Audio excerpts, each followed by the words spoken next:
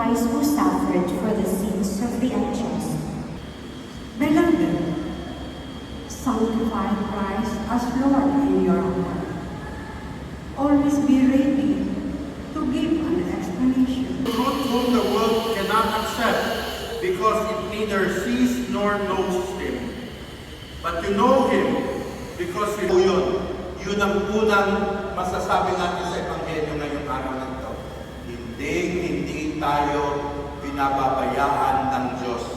Hindi malayo ang Diyos sa atin dahil ang Diyos nasa sa atin. No?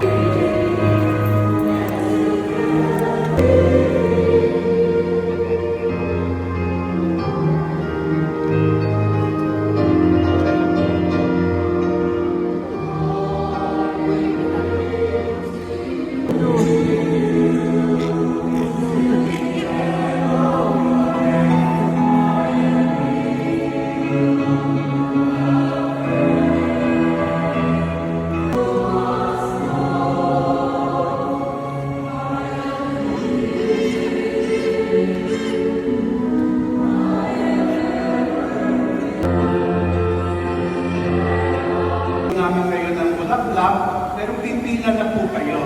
Dalawang pila po dito sa harapan, tapos dito na po sa gilid at saka doon sa kabilang gilid para hindi po nagsisiksikan.